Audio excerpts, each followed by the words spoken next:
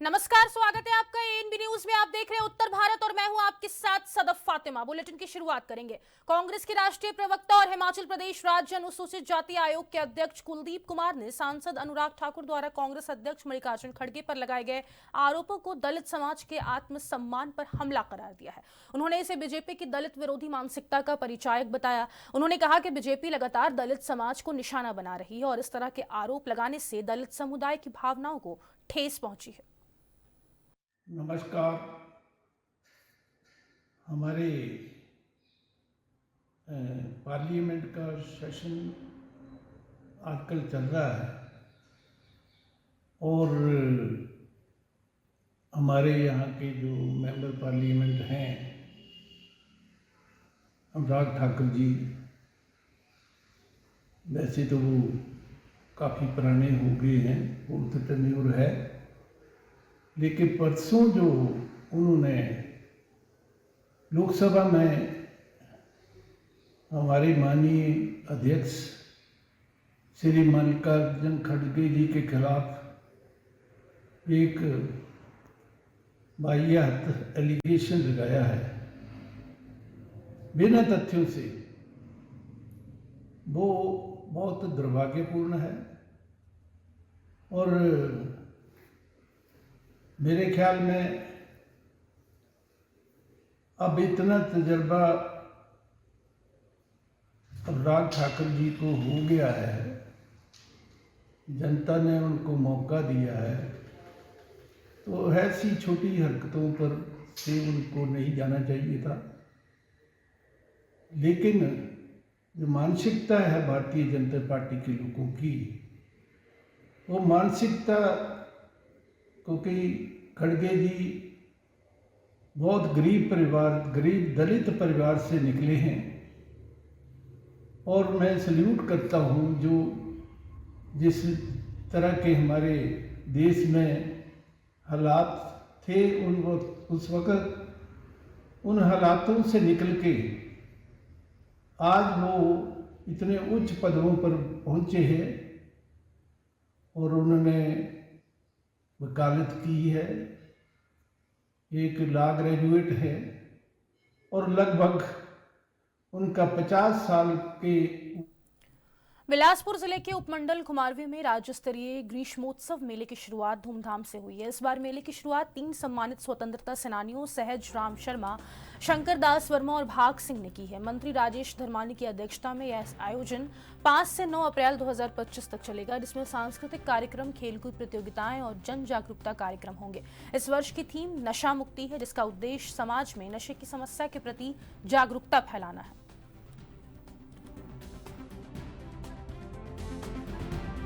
बधाई देता हूँ जो हमारा ये ग्रीष्मोत्सव इसका शुभारंभ विधिवत तौर पे आज से हुआ है और पशु मेला जो है पिछले कल हुआ है और उसका आयोजन जो है वो मेला कमेटी की तरफ से ही किया जाता है। और इसके बाद विभिन्न सांस्कृतिक कार्यक्रम होंगे और दिन में जो है जहाँ खेलों का आयोजन किया जाता है वहीं पर कुश्तियों का भी लास्ट के 2 दिन में आयोजित की जाती है। इस पर हमने कोशिश करी और जो हमारे सम्मानीय स्वतंत्रता सेनानी हैं उनके कर कमलों से इसका उद्घाटन करने का निर्णय लिया था। उसमें 2 हमारे स्वतंत्रता सेनानी श्री सहजराम जी और श्री भाग सिंह जी, उनके कर कमलों द्वारा जो है यहाँ इसका विधिवत तौर पे उद्घाटन हुआ। श्री शंकर दास वर्मा जी इसलिए नहीं आ पाए कि उनका स्वास्थ्य ठीक नहीं है और 2-3 दिनों से तो काफ़ी स्वास्थ्य में गिरावट आई है। भगवान उनको स्वस्थ रखे और इनका आशीर्वाद हमें मिलता रहे। और उसी तरीके से सांस्कृतिक जो हमारी संध्याएँ हैं उसमें भी हमने जो है निर्णय लिया है कि इस पर जहाँ पे जो रिटायर्ड हमारे पूर्व डीजीपी हैं भंडारी जी, आईटी भंडारी जी, वो एक दिन के मेहमान उसमें होंगे। वहीं पे एक दिन पद्मश्री श्री हरिमन जी उसके मेहमान होंगे और एक में जो हमारी इलाके की बेटी है जिसकी वजह से बहुत सारे नेशनल और इंटरनेशनल लेवल पे हैंडबॉल के खिलाड़ी तैयार हुए हैं, श्री लता जी उसमें होंगे। और एक दिन हमारे जो डॉक्टर वी शर्मा हैं जो हमारे गैस्ट्रोएंटरोलॉजिस्ट हैं, सुपर स्पेशलिस्ट हैं और जो हमारे चिमियाना मेडिकल कॉलेज उसके प्रिंसिपल हैं, उनको उसमें मुख्य अतिथि के तौर पर आमंत्रित किया है। और जो पशु मेला था उसका उद्घाटन जो है डॉक्टर हरिचंद शर्मा जी जो पूर्व में वाइस चांसलर हैं doctor vice Parmar university Nauni के, तो हमने कोशिश करी है कि इस बार जो हमारे इलाके की महान विभूतियाँ हैं उनके आशीर्वाद जो है हमें मिले और इलाकावासी भी इससे प्रेरणा लेके जो है जहाँ अपने मनोरंजन जो है सब लोगों का हो, वहीं पे बच्चों को जो हमारे प्रेरणा स्रोत है उनके भी। हिमाचल के पूर्व मुख्यमंत्री स्वर्गीय वीरभद्र सिंह की प्रतिमा जल्द रिज मैदान पर स्थापित हो जाएगी। 23 जून को वीरभद्र सिंह के जन्मदिन पर इसकी नींव रखी जाएगी। प्रतिमा लगाने का सारा खर्च राजा वीरभद्र सिंह फाउंडेशन उठाएगी। कैबिनेट मंत्री और स्वर्गीय वीरभद्र सिंह के सपुत्र विक्रमादित्य सिंह ने शनिवार को पत्रकार वार्ता कर जल्द मूर्ति स्थापित करने की बात कही है। उन्होंने कहा कि राजा वीरभद्र सिंह प्रदेश के 6 बार मुख्यमंत्री रहे और उनका प्रदेश के लिए बहुत बड़ा योगदान है। उनके विकास कार्य को आगे ले जाने के लिए राजा वीरभद्र सिंह फाउंडेशन का गठन किया गया है और इस फाउंडेशन के तहत प्रदेश में शिक्षा, स्वास्थ्य सहित अन्य क्षेत्रों में कार्य किए जाएंगे। इसमें अभी 4 सदस्य बनाए गए हैं और आने वाले समय में पूरे प्रदेश में इसका विस्तार किया जाएगा और बुद्धिजीवी लोगों को इसके साथ जोड़ा जाएगा। यह फाउंडेशन पूरी तरह से गैर राजनीतिक होगी।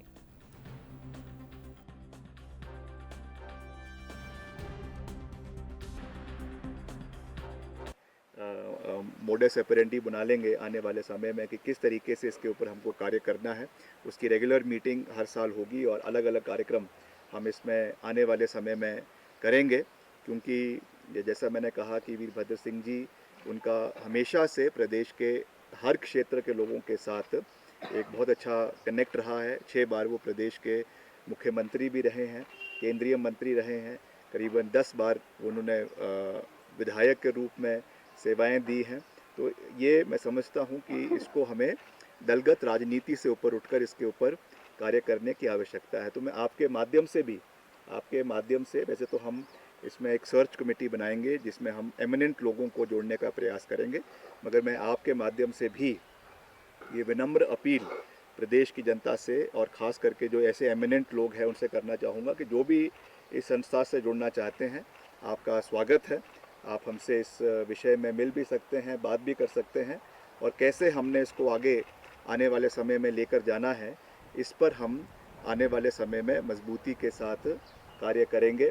और जैसा मैंने आपको कहा कि प्रदेश के जो सबसे दुर्गम क्षेत्र है, प्रदेश के जो सबसे हमारे नीडी लोग हैं, चाहे वो पर्टिकुलरली हेल्थ सर्विसेज के लिए हम ग्रामीण इलाकों में उसमें कैसे उसको और बेटर कर सकते हैं, इसके ऊपर हम कार्य आने वाले समय में करेंगे। और जो भी इसमें हमसे जुड़ना चाहता है उसमें आपका स्वागत है। इसमें कोई भी, जैसा मैंने आपको कहा कि कोई पॉलिटिकल लाइन पे नहीं है, ये एक नॉन पॉलिटिकल तरीके से, क्योंकि कुछ चीज़ें समाज में राजनीति से हटकर भी होनी चाहिए। हमारी एक पॉलिटिकल आइडियोलॉजी है और एक कमिटमेंट पार्टी के प्रति है, मगर कुछ चीज़ें हमारी दलगत राजनीति से ऊपर उठकर होती है और उस दृष्टि से हम इसमें लोगों को जोड़ने का प्रयास करेंगे। जैसा मैंने कहा, एमिनेंट प्रोफेसर्स है या डॉक्टर्स है या और फील्ड के भी लोग हैं, कई हमारे अधिवक्ता है, उनको भी हम इसमें जोड़ेंगे और इसका आने वाले समय में एक डिटेल्ड प्रोग्राम। शिमला नगर निगम आयुक्त की अदालत में संजौली मस्जिद मामले की सुनवाई आज टल गई है। इस मामले में अगली सुनवाई अब 19 अप्रैल को होगी। आज हिमाचल वक्फ बोर्ड की ओर से जवाब दिया जाना था, लेकिन शिमला बार काउंसिल के एक अधिवक्ता सदस्य के निधन के कारण काउंसिल से एब्स्टेंट कॉल किया गया। इस वजह से अदालत में कोई अधिवक्ता पेश नहीं हो सके और मामले की सुनवाई के लिए नई तारीख 19 अप्रैल तय की गई है।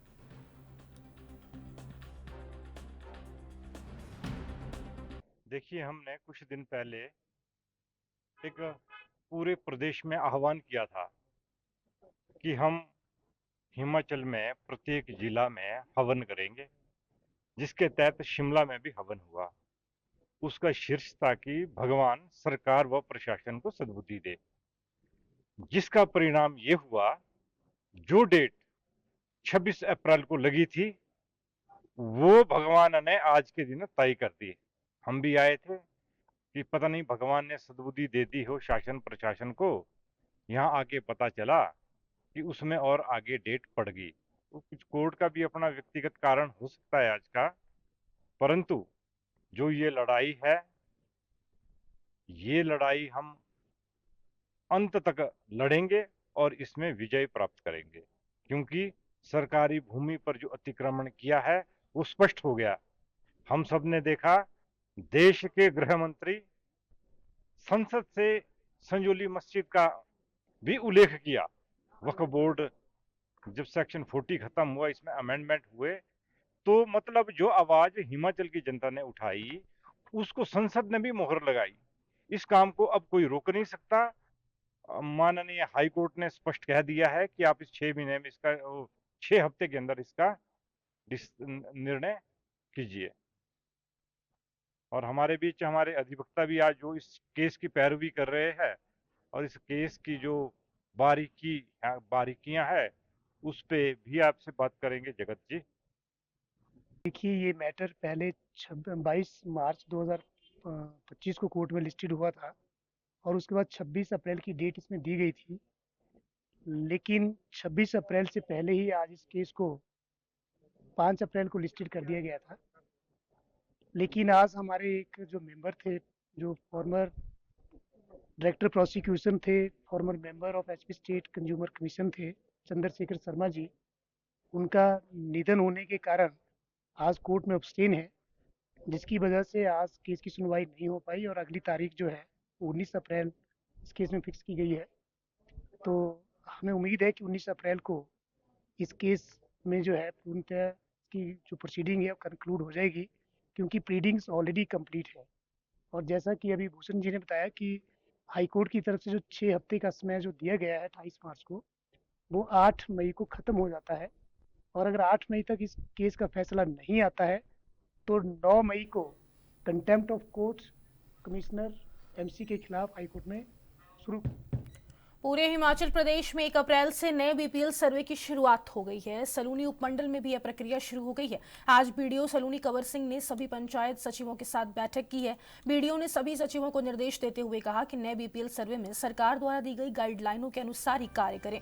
उन्होंने यह भी बताया कि इस सर्वे में लोगों को साधारण कागज पर अपना घोषणा पत्र देना होगा और एफिडेविट बनवाने की जरूरत नहीं है।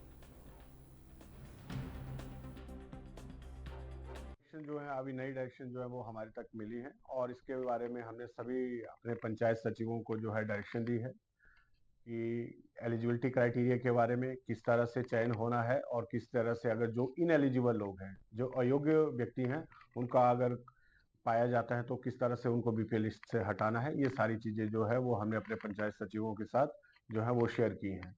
और बड़ी महत्वपूर्ण बात है कि जो किस तरह से ये सर्वे, ये पूरा जो प्रोसेस है वो किस तरह से शुरू होगा, कि जो अभी डायरेक्शन हमारे पास आई है वो 1 अप्रैल से 30 अप्रैल तक जो भी व्यक्ति जिसको लगता है कि वो पात्र है, वो अपनी एप्लीकेशन जो है वो एक जो साधारण एक घोषणा पत्र है उसके साथ लगाकर अपनी एप्लीकेशन संबंधित ग्राम पंचायत सचिव को दे सकता है। ये किसी प्रकार से किसी कोई कहीं भी अटेस्ट होने की जरूरत नहीं है। वो सिंपल कागज में अपनी पात्रता को लेकर है, वो सिंपल कागज है और वो एक कागज में लिखकर जो है वो घोषणा पत्र हम यहीं से इशू भी कर रहे हैं, उसका एक नमूना इशू कर रहे हैं ताकि उन पंचायतों में भी वो नमूना जो है वो मिल जाएगा और उस पर जो है वो अपना एप्लीकेशन जो है साथ संलग्न करके दे सकते हैं।